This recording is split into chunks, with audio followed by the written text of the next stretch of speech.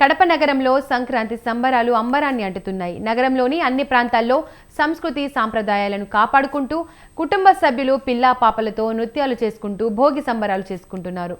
భోగి సంబరాలకు సంబంధించి మరిన్ని వివరాలు మా కడప ప్రతినిధి శ్రీకాంత్ అందిస్తారు. కడప నగరంలో సంక్రాంతి సంబరాలు అంబరాన్ని అంటున్నాయి. ఈరోజు భోగి సందర్భం కూడా కడప నగరం అంతా కూడా తెల్లవారుజాము నుంచి కూడా బయటకు వచ్చి భోగి వేసుకుంటూ కూడా సంబరాలు చేసుకుంటారు. ఇప్పుడు ప్రస్తుతం మనం కడప నగరంలోని విజయదుర్గాదేవి కాలనీలో ఇక్కడ భోగి సంబరాలు అయితే ఘనంగా జరుపుకుంటున్నారు. మొత్తాన్ని చూసుకుంటే ఇక్కడ మనతో పాటు మహిళలు ఉన్నారు. చెప్పండి, మొత్తాన్ని చూసి ప్రతి సంవత్సరం కూడా భోగి సంబరాలు ఇక్కడ జరుపుకుంటారు. మీరు ఎక్కడి నుంచి వచ్చారు? ప్రతి సంవత్సరం ఎక్కడి నుంచి వస్తున్నారు? మేము హైదరాబాద్ నుంచి వచ్చామండి. ప్రతి సంవత్సరం ఇక్కడికి వచ్చి మేము భోగి, సంక్రాంతి, కనుమ సెలబ్రేట్ చేసుకుంటాము. మేము ఎప్పుడెప్పుడు వద్దామా అని వెయిట్ చేస్తుంటాం ఇయర్ మొత్తం ఈ ఫెస్టివల్ కోసం. ఇక్కడికి మేము వచ్చి మా పెద్దవాళ్ళతోటి పండుగ జరుపుకోవడం మాకు చాలా సంతోషంగా ఉంటుంది. ఇక్కడికి వచ్చి ఈ 3 రోజులు మాకు చాలా ఎన్నో మరువలేని మెమరీస్ ఉంటాయి. మాకు అందుకే చాలా ఇష్టం అండి ఈ పండుగ అంటే. దాన్ని చూసుకుంటే ఫ్యామిలీతో కూడా మొత్తం అంతా మీ ఫ్యామిలీ అంతా కూడా వచ్చి గడుపుతారు ప్రతి సంవత్సరం కూడా. ఇప్పుడు సిటీస్లలో కూడా ఈ కల్చర్ మర్చిపోయే పరిస్థితి ఉంది. మీరు భావితరాలు కూడా ఎటువంటి మెసేజ్? మాకు ప్రతి సంవత్సరం ఇక్కడ కళ్యాణం చేస్తారండి. ఆ కళ్యాణం కోసం మేము చాలా వెయిట్ చేస్తుంటాము. మాకు అదొక రిచువల్ లాగా అయిపోయింది. మాకు అవన్నీ నేర్పిస్తూ మాకు కల్చర్ని తెలుపుతున్నందుకు మాకు మా పెద్దవాళ్ళకి ఫస్ట్ థ్యాంక్ యూ చెప్పుకోవాలి. మేము రావడానికి మాకు అంత ఎగ్జైట్మెంట్ ఇస్తున్నందుకు ఫస్ట్ మేము వాళ్ళకి థ్యాంక్స్ చెప్పుకోవాలి. మమ్మల్ని ఎంకరేజ్ చేస్తూ మా జనరేషన్ కొద్ది సెలబ్రేషన్స్ చేస్తారు కాబట్టి చాలా హ్యాపీగా ఉంటుందండి మాకు 3 days.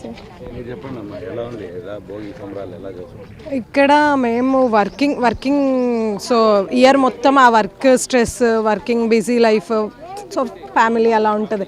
సో సంక్రాంతికి మాత్రం ఎక్కడున్నా సరే అమ్మగారి ఇంటికి వచ్చేయాలి. ఎందుకంటే అందరు వస్తారు ఇక్కడ నుంచి, స్టూడెంట్స్, పెద్దవాళ్ళు అందరు కలిసి వస్తారు.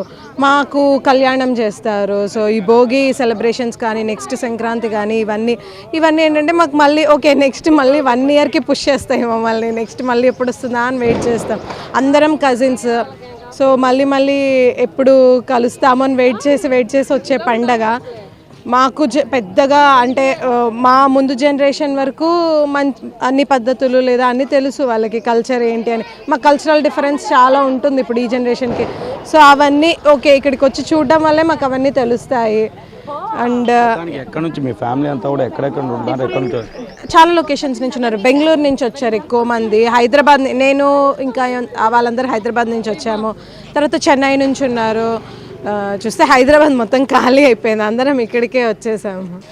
టికెట్ ఫేర్లు చాలా ఎక్కువ ఉంటాయి, అయినా కూడా లేదు మిస్ అవ్వకూడదని. టికెట్లు దొరకడమే కష్టం యాక్చువల్గా, అయినా కూడా ఇంకా చాలా వేరే ఎలాగోలాగా వచ్చి ఏదైతే ఊరికి చేరాలి అందరం అలా వచ్చేస్తాం. సార్ చెప్పండి, మీ ఫ్యామిలీ కూడా మొత్తం అందరూ కూడా కలుసుకొని సంబరాలు చేసుకుంటున్నారు. ఈ 3 రోజుల పాటు ఎలా జరుగుతుంది? ఈ భోగి, సంక్రాంతి, కనుమ పండుగకు మేమందరం కూడా చాలా ఎక్కడెక్కడ ఉన్న మా బంధుమిత్రులందరం కూడా కలుస్తాం. ప్రతిసారి మా అన్న వాళ్ళ ఇంటి దగ్గరికి వస్తాము. అందరూ ఈ ఉద్యోగాల రీత్యా హైదరాబాదు, చెన్నై, బాంబే, ఈ చాలా వివిధ ప్రాంతాల్లో ఉన్నాము. అయితే ఇక్కడ మేము అందరం కూడా ఈ సంక్రాంతి మాకు ఒక చాలా ప్రత్యేకమైన పండుగ. మొదటి నుంచి కూడా మా అందరం కలిసి కూర్చొని ఒక పెద్ద ఉమ్మడి కుటుంబం కలిసి ఉండడము, అందరం ఒకరికొకరు కలిసి ఉండడం. దీనివల్ల ఇక్కడికి వచ్చినప్పుడు అందరం ఏంటంటే ఎప్పుడు ఈ ఉన్న నేటి ఆధునిక కాలంలో చాలా విపరీతమైన బిజీ అయిపోయి ఎవరి పనుల్లో వాళ్ళు పెరిగిపోవడము, ఎక్కడెక్కడ ఉండిపోవడము, ఫోన్లలో మాట్లాడుకోవడం, వాట్సాప్ మెసేజ్లు తప్ప కలిసి కూర్చొని ఒక 2 గంటలు కూర్చొని ఎవరం కలిపి అంత క్షణం లేకపోవడం, తీరుబాటు లేకపోవడం, ఇది దీనికి మనం ఇప్పుడు ఉన్న పరిస్థితుల్లో జీవన ప్రమాణాలు కూడా ఆ విధంగా అయిపోయినాయి. కాకపోతే వాటిని అధిగమించి మాకు ఈ 3 రోజులు కూడా మేమందరం కూడా అన్ని విషయాలు పక్కన పెట్టేస్తాము. మేమందరము మా అన్నగారులు, వదినలు, పిల్లలు, మా అన్నవాళ్ళు, మా పిల్లలు, మా వాళ్ళందరం కలిసి కూర్చొని పండుగలు చాలా బాగా అందరం కలిసి కూర్చొని ఎంజాయ్ చేస్తాం. మన భావితరాలకు చాటి మమ్మల్ని చూసి మా పిల్లలు నేర్చుకోవడం, మన సంప్రదాయాన్ని ఈ విధంగా కొనసాగించాలి. తెలుగువారి యొక్క సంప్రదాయం విశిష్టత చాలా ఎక్కువ ఉంది. తెలుగు సంప్రదాయం చాలా విశిష్టమైంది. ఎన్నో అంటే సంప్రదాయం పాటించడం కాదు, ఈ సంప్రదాయం పాటింపులో మనిషిని ఏ విధంగా అభివృద్ధి చేయాలి, మనిషి యొక్క ఆలోచనలు, సమాజానికి వాళ్ళు ఏ విధంగా ఉండాలి, ఇరుగు పొరుగుతో ఎంత సఖ్యతగా ఉండాలి అన్నది కూడా ఈ పండుగలు చాటి చెప్తాయి.